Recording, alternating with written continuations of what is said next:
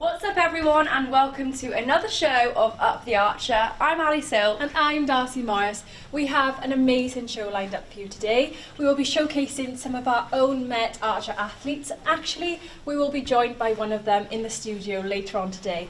But first, Ali, I have to ask, are you excited for the show? I am very excited, Darcey. It's been a long time since we've had one of these. COVID has impacted it quite a bit, but we're back and we're really excited to bring you another episode from Kingswood campus. Oh yes, we're back. Oh yes.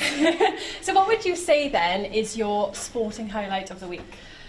For me, it's Big Phil Mickelson won the PGA Championship, his first major in 8 years, last time at the US Open in 2013. It's just amazing to see that success, and it was just awesome. Amazing. I'm so excited for today. But first, do we have some news? Yes, we do. So we've got Richard Early bringing us the latest news from Kingswood campus. After going unbeaten in pre-season, Cardiff Met Cricket look to continue their fine form in the coming weeks. Here's what head coach Gethin Smart had to say about being the only team to represent Cardiff Met across all Bucks competitions. Last season, when the coronavirus pandemic hit originally in 2020, we'd prepared incredibly well for a season to start in March. And then 3-4 days before our pre-season started, the season got cancelled in its entirety, and obviously everybody then went into lockdown. So as a university club in 2020, we missed out on the whole of the Bucks season. Whereas 2021, we're going to be the only club playing Bucks cricket and Bucks sport, which obviously is great for us. It means that we can get those boys who missed out on a full year of cricket last year back into playing more regularly. So it's been great. It's been great. It's good to represent the university, and it's good to be that club that's kind of pushing us forward. Cardiff Met basketball star and Wales international Maisie Harry is heading to the United States of America to join PSA girls basketball team, and Archer's Basket paid a lovely tribute to her on Twitter. Cardiff Met student and Cardiff Devils player Sam Duggan is currently out at the Ice Hockey World Championships in Latvia with Team GB. The 22-year-old is making his second appearance at the tournament, and Cardiff Devils commentator Ollie Hampson says it's a big tournament for his future development. Yeah, for Sam Duggan, someone as young as him, getting a chance with Team GB for the second time is a really good opportunity for him. In his time with the Devils over the last couple of years, he's really just come on leaps and bounds. He's showing so much potential, and I think just getting into that professional environment, playing against the best players, not just in Europe but across the world, it's just going to do him the world of good for his future development as one of GB's best young talents. Newport County reached the League 2 playoff final following their 5-4 victory over Forest Green Rovers. County went into the second leg 2-0 up, but Forest Green went ahead 3-0 at the new Lawn Stadium before Kevin Ellison and Josh Labadie got 2 back for Newport. They looked to be going through until their former player Jamil Matt popped up with a late aggregate equaliser, sending the game to extra time. It wasn't until the final minute that Nicky Maynard sent County through. They will play Ellison's former club, Morecambe, in the final at Wembley on Monday. Swansea City have an opportunity to play in the Premier League next season after defeating Barnsley 2-1 on aggregate. Andre Ayew's goal at Oakwell gave the Swans an advantage before Matt Grimes added to it at the Liberty, and Collie Woodrow scored what turned out to be a consolation goal for the Tykes. Swansea will face Brentford at Wembley on Saturday. Rob Page announced Wales's 28-man training squad for Euro 2020 yesterday. Hal Robson-Kanu, who iconically scored their goal in Euro 2016 against Belgium, has been left out along with Cardiff City midfielder Will Volks. Tyler Roberts and Robbie Matondo have been included in the squad despite being sent home from the Wales squad in March, along with Robson-Kanu. And that's it with the news on Cardiff Met Sport TV. I'm Richard Early. Yeah, and a massive good luck to Wales and England in the Euros, who their squad has just been announced this morning. Yes, and sticking with football, we've actually had some of our own live sport covered here at Cardiff Met, including the women's football team. So Ali, how do you think their performance has gone this season? I think they've been really, really commendable this season. They've been great. They've had a really amazing season with only 2 losses, I think, the whole way through. And actually, they're probably a bit disappointed in themselves because they're used to a lot more silverware in previous seasons. But like I said, they've done amazing. They were unfortunately knocked out of the League Cup last week against Cardiff City when they lost to them. But yeah, no, they've done amazing, and then hats off to the girls. So what are they expecting to stay on top of the table? So at the moment, Swansea have a game in hand, and they play on the weekend against Abergavenny, who are mid-table. And so for Cardiff Met to stay at the top of the league, Swansea will have to have a loss this weekend. So anything could happen, but fingers crossed. Yeah, fingers crossed for them. Have you seen any standout players so far this season? Yeah, I think the whole team definitely, but I think we should also mention the girls that have come over from America, Annabelle Sweeney and Eliana Chavez. They've come over, especially in the pandemic, and they've made a great impact on the team. But also I think we should definitely mention Chloe O'Connor, and we've got some other highlights actually now showing for you guys. And it's really amazing. I don't know if you know her story. I'm sure you do. Such an incredible story how she's bounced back. So incredible. She was in 2018. They found a benign tumour on her spine, but yeah, and so to come back and get to her peak fitness is just amazing. Well, unfortunately, like you said, the girls are out of the cup competition due to their loss against Cardiff City, and we covered that game. So here are some of the match highlights. Ideally, and there's Phoebe Poole looking to get on the end of this again. Danger for Cardiff Met. Poole. Oh, and another strong stop. But Poole puts the ball in the back of the net, and Cardiff City lead 1-0. That threat we were talking about, Tom. Annabelle Sweeney looked like she'd done enough to clear the danger, but just couldn't prevent that ball from rebounding to Phoebe Poole. And we see there she tucks that one away. And Murray was aiming to put it in there, but Hancock finds Long. Oh, and it's in the back of the net. It's a goal from Amy Long, and Cardiff Met are right back in this. Be worrying too much about going a goal down, and they've certainly proved that. They've had a couple of encouraging attacks since they conceded that.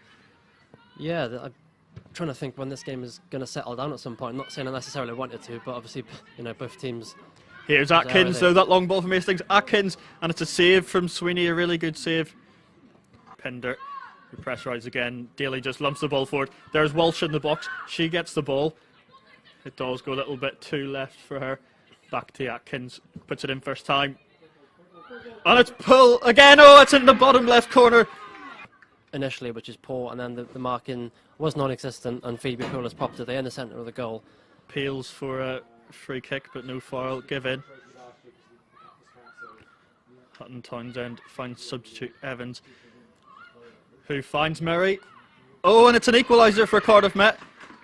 Looked close to with the offside call, but I think that's the correct decision. It's a good intricate ball there from Shannon Evans, and so is Murray.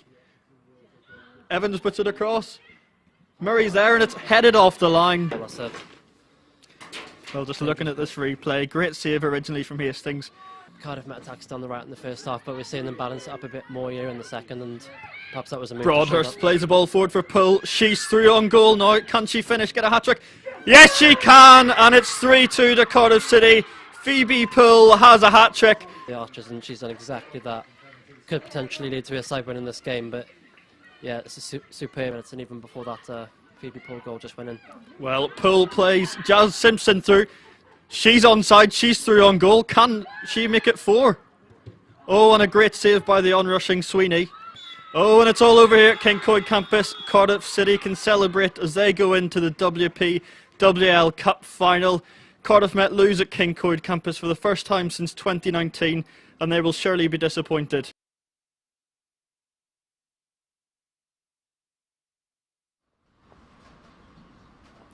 Yeah, well, like we said, the title race is out of Met's hands, and all we can do is pray for a Swansea defeat on the weekend. Yes, fingers crossed for Cardiff Met.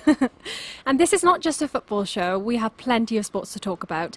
Earlier this year we actually met up with Ellis Bevan, who was training with the Cardiff Blues, and he's recently signed a professional contract with them. So here's what he had to say. Since we last spoke, and we were speaking about where the Bucks should be going ahead, and looking forward to that, a few fixtures and that sort of thing, and I was training with the Blues, but at that moment it was more of a, I wouldn't say trial, but just see where I was and see if they like the look of me. And yeah, since then I've been lucky enough to have to get the opportunity to be signed in a professional contract.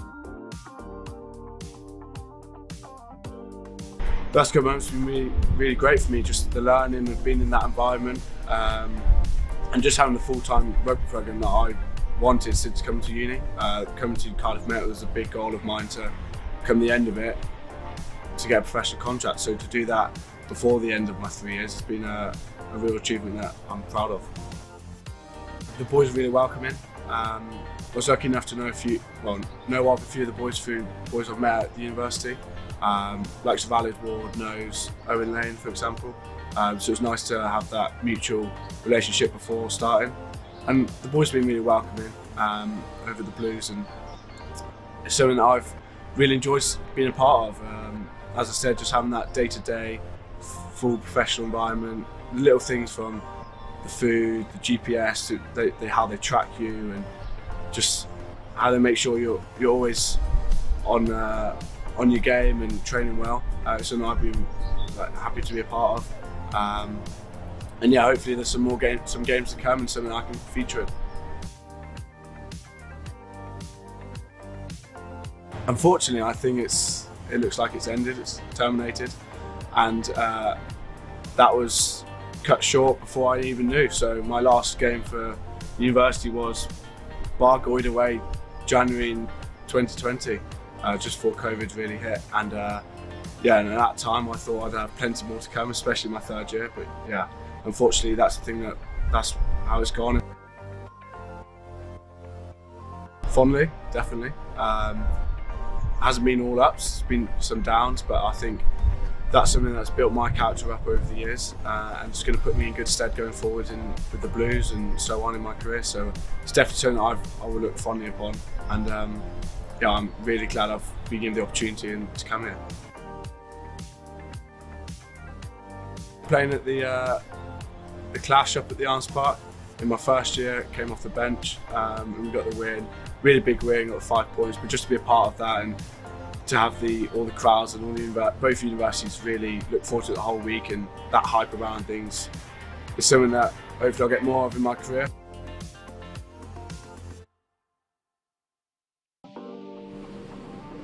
It was great to hear from Ellis Bevan there, and now I'm joined by our rugby correspondent, Tom Pritchard. How are you today, Tom? Very well, thanks. Amazing, I'm glad.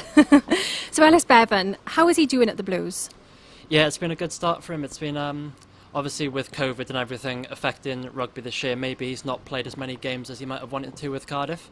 But in the time he has appeared, he did score a try for them against the Ospreys at the Liberty Stadium. So I think when he's been able to get a chance, he's taken it. But I think so far this season has just been more about him bedding in and sort of learning off the players that are there at the moment. So I think it's been a positive start, but obviously a lot more to come in when rugby sort of comes back to normal. So you think that it's a good move for him then? Will he get much game time? I think so, yeah. I think it's a good move in terms of the club he's joined and the time he's joined the club. I think Cardiff are a team now going in the right direction. They brought back Di Young as director of rugby.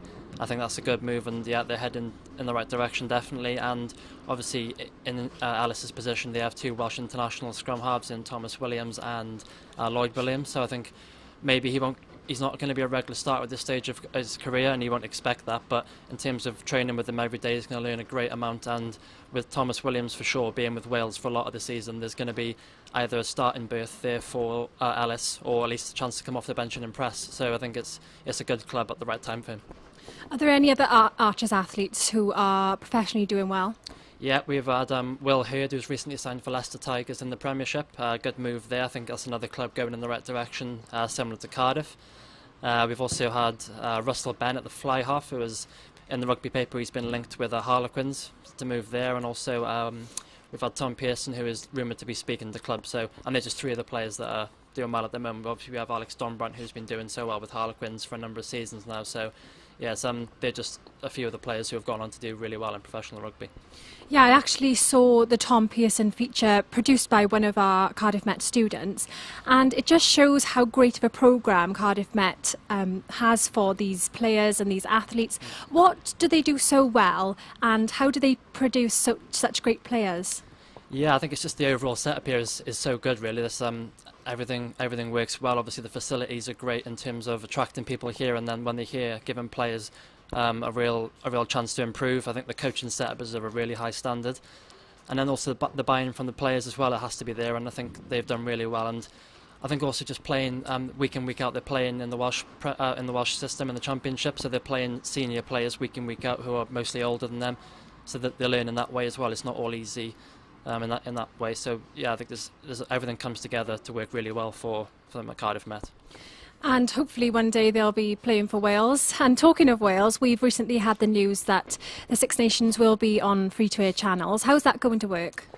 Yeah, so much the same really in terms of how it's worked since it's been on free-to-air as it always has been, so people won't notice too many difference in terms of that. I think it's ITV have secured 2/3 of the tournament, and then with the BBC having exclusive rights for the Women's Championship. But yeah, it's been a very sort of tight bidding process. I think there was a real chance at one stage it might have gone to behind the paywall, but in terms of how it'll look, it won't be too different for people at the moment with it staying on BBC and ITV.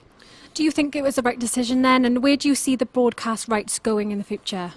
Yeah, I think it was a tough one. I think hence why it's come down so it's been such a tight bidding process, and why it wasn't clear cut ever at any point until it's been announced. I think especially with the way rugby is at the moment needing money, I think at the paywall will have been an attractive proposition with the likes of Amazon, BT Sport and Sky Sports all bidding. So I think it was a very difficult one, and there's pros and cons both sides. So while it's on free-to-air, it's good because everyone can access it, but also maybe people the rugby misses out on a bit of money. So it's a tough one, but yeah, that's where rugby is at the minute. Thank you so much for joining us today, Tom. So from one archer athlete to the next, this is Joe Breyer on the next video. We caught up with him and talked about his passion for running and his quest to the Olympics later this summer. I'm Joe Breyer, I'm 22 years old, I'm from Neath in South Wales, and I'm a 400 metre sprinter. It started when I was really young actually. I was about 9 or 10 years old. My mum was running at the time, and she sort of took my sister down to the track, because my sister's a few years older than me.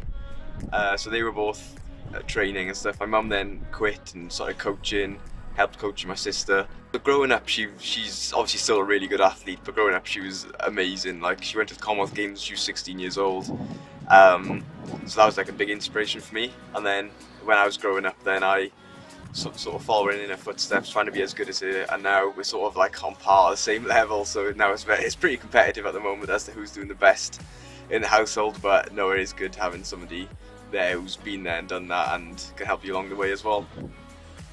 With the 400 metres, you're either on the strength side or on the speed side, but I'm sort of known as a speed athlete. So I'm probably number one in Wales at the moment for the 200 metres and the 400 metres. So yeah, I just love the speed side of things. 2 weeks ago at the European Championships, where I did the 400 metres and the 4x400 metres, we picked up a bronze medal in the relay, which is pretty cool. That was unexpected and we were really happy with that.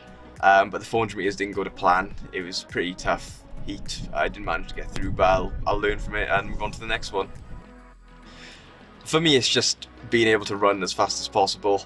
I've always loved winning, running fast and beating people, so yeah, it's just that competitive edge in being able to race people, and also the social side. Like, you go away on these trips like to the Europeans, the World Championships, and you're sharing hotel with some like amazing athletes. You get to meet so many different people, and yeah, it's such a great experience being able to compete at that level.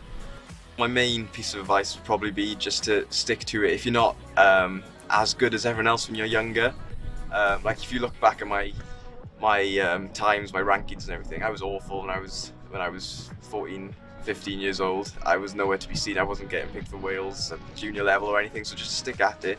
If you genuinely love the sport, then you will make it to professional level.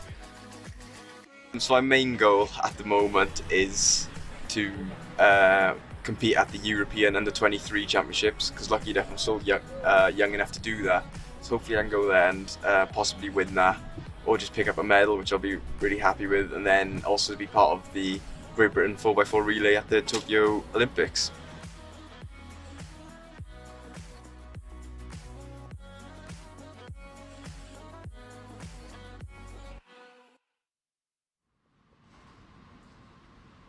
Well, Mr. Joe Breyer is actually with me now right here. Joe, you got some good GB stash going on there. Any going to be swung to Cardiff Met Sport TV? Well, if you're all nice to me in a couple of weeks, I might hand a few jackets out to certain people, but we'll have to see about that. Well, the amount we post about you, I mean, free promo over here.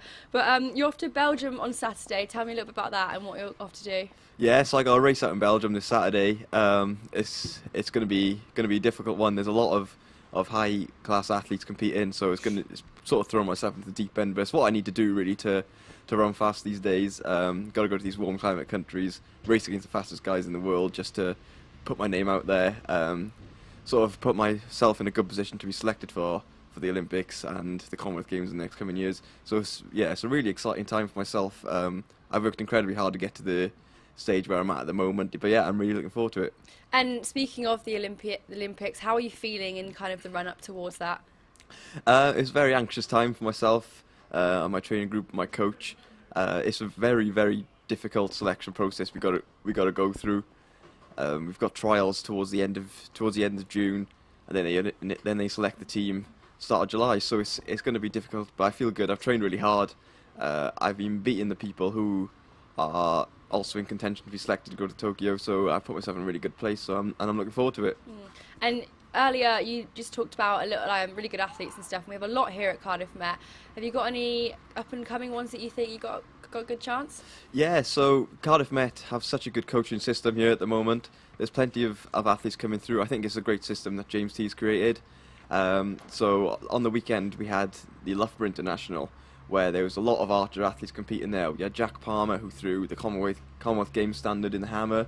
Very good throwing by him. We had Ben Hawkes, also in the hammer, who actually beat Jack Palmer on that weekend, so he's a very good athlete coming up.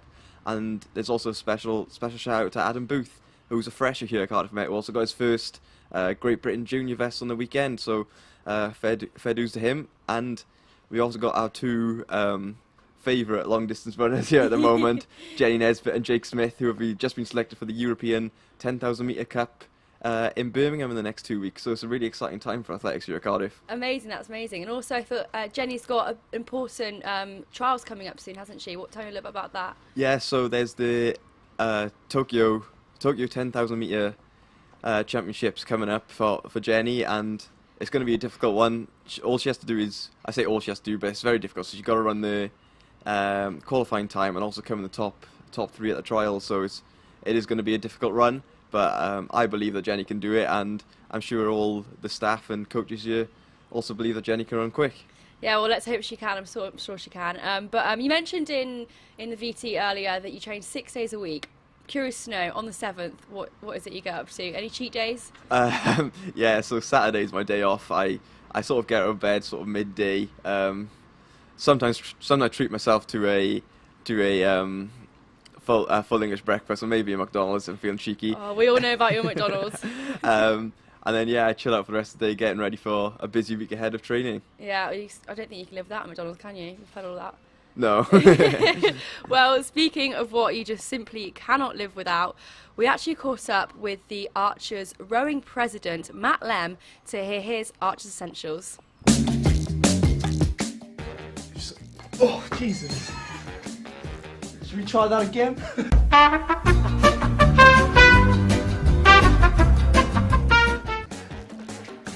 So, my first Archers Essential is a spanner. It's a 10 by 13 mil spanner, but in rowing it's called a rigger jigger.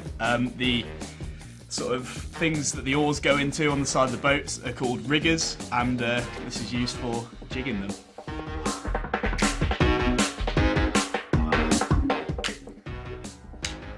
So my next Archer Essential is lights. So we do a lot of training in the dark, sort of 6 AM in the morning before uni, and you have to put lights on your boats, otherwise you can't see each other. In the dark's very peaceful, sensory deprivation, where it's just literally you can't even see anything. Sometimes you can't even see 10 foot in front of you, but you can just feel the calm and stuff. Yeah, so it's really nice in the morning. Obviously I'd rather row on a perfect summer's day and boiling, but it's nice in the morning.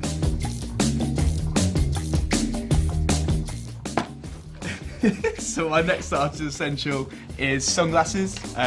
Obviously, on the water, when the sun's out, on the rare occasion the sun's out, it sort of reflects quite harshly off the water, and you get a lot of glare. So, a good set of sunglasses is essential.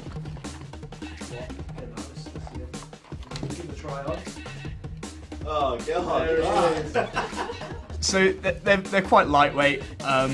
They very stylish, as you can see, and because you get a good quality set of sunglasses, obviously the lenses are better prepared to deal with the glare off the water. So yeah, it's not all style.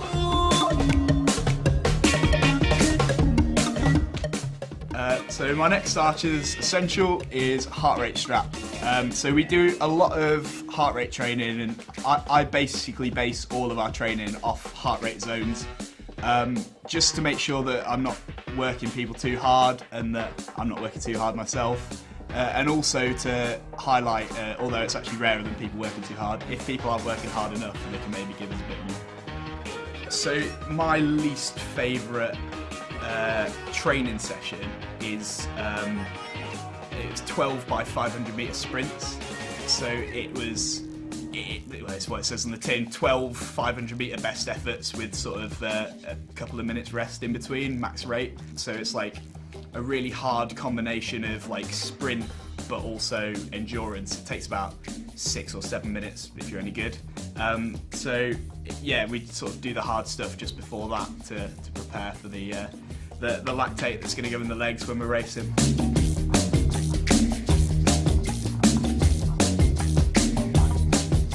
My final archer's essential is plasters.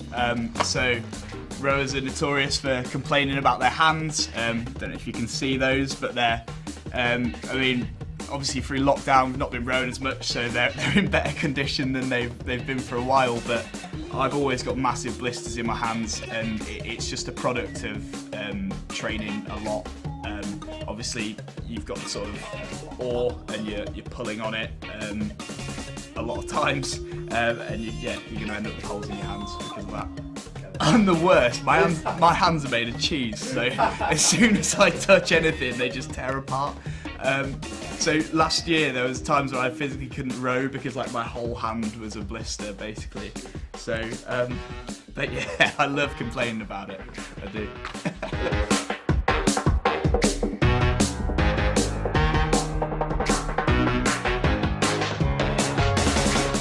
I'm Matt, and these are my Archer's Essentials.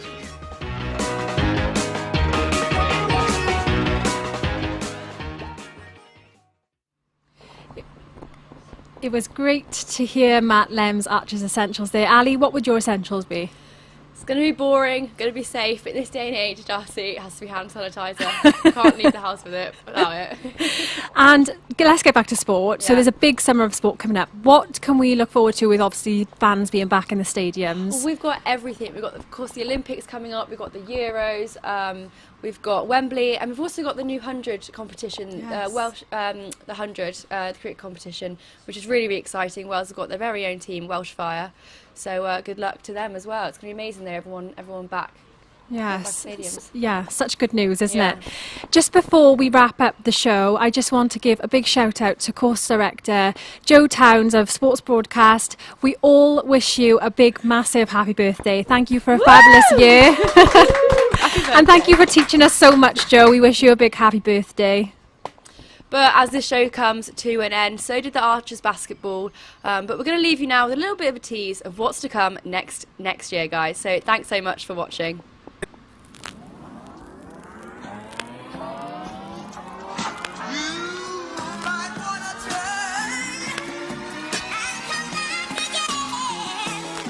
Okay, I've been working like 3 jobs. Probably why I never see ya. Probably why I never have time for the fake friends that won't be ya. Oh God, I've been running now. Up early when the sun is out. Not setting out my own soul, but those real ones, they coming out. Oh look who's reaching out. Old friends wanna feature now. They don't work, so they need it free. Ooh, you reaching out from the west side of that old town, but there's no show, so I go down to the open mic, show love to the real ones that know now. Some of y'all don't know now. In a couple months.